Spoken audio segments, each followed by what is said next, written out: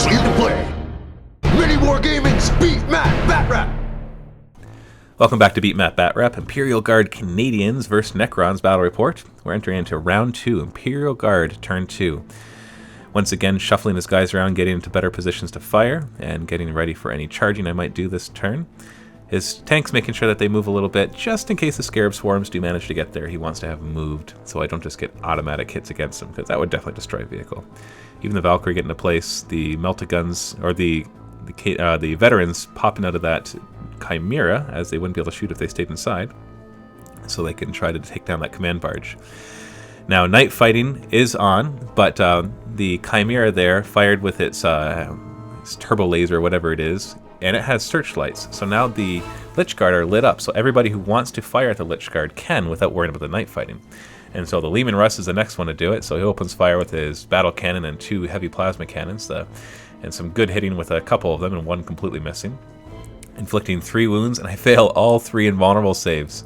So we have 4 Lich Guard that have gone down so far. So not very good luck right there. And then we got the firing from the Heavy Bolter as well. That doesn't do any damage. Then we got the Medusa firing, gets a direct hit, which hits 3 guys, does 3 wounds, and 2 wounds. No, 3 wounds. I put 1 on the Cryptek, which kills it because it has no invulnerable save, and I make the other invulnerable saves. And then we have more fire coming from the Acadians, that one group, and they managed to take down 1 more Lich Guard. And then we got the last cannon team right there firing as well with a couple last guns, and managing not to do any damage whatsoever. Then the Heavy Bolter team is going to fire as well, and they don't really manage to do any damage either. Then we got the 3 Sentinels firing their heavy plasma cannons. The one scatters over and hits 1 Lich Guard. The second one scatters over and hits nothing, thankfully. And the third one gets a direct hit. So 2 wounds in total. And I fail 1 of the Lich Guard saves, and the Necron Lord goes down. So all that's left is the Overlord and 1 Lich Guard.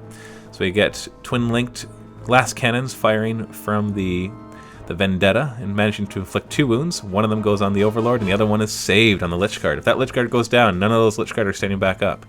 Fire from the last cannon teams misses. Fire from the last cannon teams on the command barge with twin link because of a command they got. They all hit, but none of them fail, or none of them managed to glance or penetrate. 3 melta guns firing into the command barge. We got 3 of them hitting. And unfortunately, at this point, I forgot once again that he gets a cover save. So he rolls. I think he got like 2 penetrating and 1 glancing or something, but it doesn't matter because the command barge does explode. So, forgot the cover save there. That's the second game in a row where I forgot that it gets a cover save when it goes all out, as it is a fast skimmer. The explosion, however, kills 3 of his squad and fails to wound my Overlord. And he does not run away, or he does not get pinned. We get the lasers, or the last cannons firing, managing 2 hits, but only 1 wound on the Overlord. Thankfully, not auto-killing him, or insta-killing him, because he's toughness 5. And then we got the other Leman Russ firing into the Overlord and Lich Guard and manage a hit there, and then the other one scatters off the heavy plasma cannon. He gets the other plasma cannon can't see him. When 1 more wound inflicted, which brings the Overlord down to 1 wound. And then we got the Master of Ordnance firing, and it scatters back and hits a couple of the Scarab Swarms, and 1 of them is wounded and fails his 3+ cover save. Do they run away? They do not. Does the Lord stand up? No, he does not. Does the Cryptek stand up? Yes, he does. That brings us up to 104 points restored. Out of the 6 Lich Guard, 3 of them stand up. That brings us up to 239 points restored in total. So that's pretty crazy there. Heading over into Necrons Turn 2. That was a heavy beating they took. It was quite demoralizing for the whole turn until I finally was able to see that my guys did not run away and that he did not finally manage to kill them all. But still, that team has taken a lot of wounds. The Overlord is down to 1 wound, and there's only 4 of the Lich Guard left. So once again, moving everything up with my mobile cover of the Lich Guard, hoping that they're going to be able to charge the Sentinels, hoping that I'm going to be able to run the Scarab Swarms pretty far so they can get into combat this turn, because I can't take another round of that kind of shooting, especially since there will be no more night fighting for him.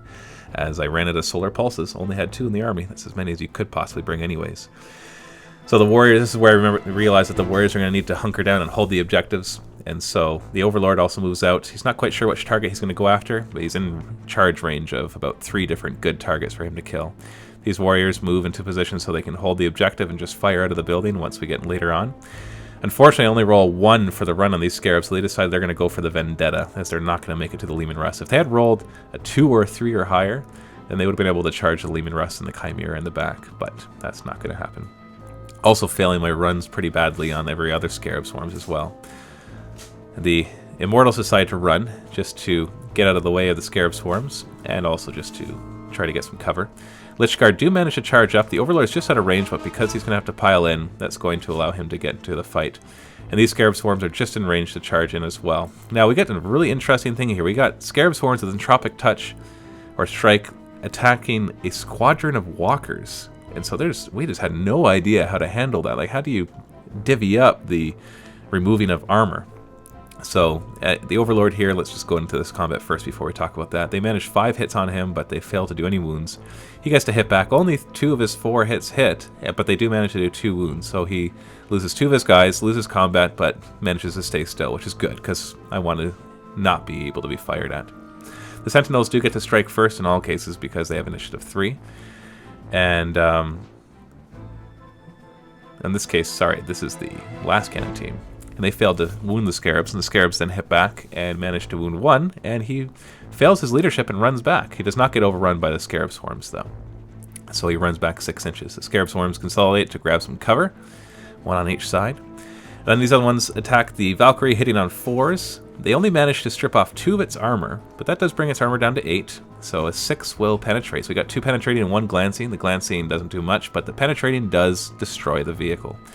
And so the Vendetta goes down. That's the first casualty of these Scarab Swarms right there. So coming back to this vehicle squadron thing, as the Sentinels, you're going to see them attacking my squad. The first one goes after the Scarab Swarms.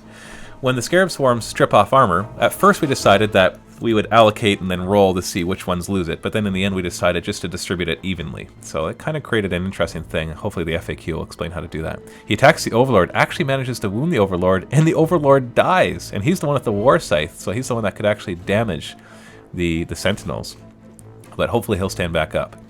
So this is us allocating and rolling to see which ones lose armor. So one of them loses 3 armor, and then I do manage 1 glancing hit on him, but it doesn't really do anything. So I lose combat. They take another fearless wound, but they do not take any. They make their save. Do I run? I do not. Does the Overlord stand up? He does. So we're up to 369 points because that was a hefty points cost model there. So leave a comment below how you think Entropic Strike should handle with squadrons of vehicles, because you don't actually hit individual vehicles, you hit the whole squadron, and then any immobilized destroys something in there. And it's very confusing how it actually works, and there's no clear way. So leave a comment below what you think should happen here. So end of round 2, you can see that I finally made it up into his gun lines, although taken heavy casualties. He's lost his Vendetta, and his 1 command squad is under fire, but that's pretty much all the casualties he's taken so far, because that squadron of walkers is doing pretty well to hold up the Lich Guard. Luckily, the Overlord stood back up, so hopefully next turn he won't lose his last wound again. So stay tuned for part 3. If you're on YouTube, click the annotation. If you're on Mini Wargaming, click the link below, and don't forget to subscribe for more battle reports.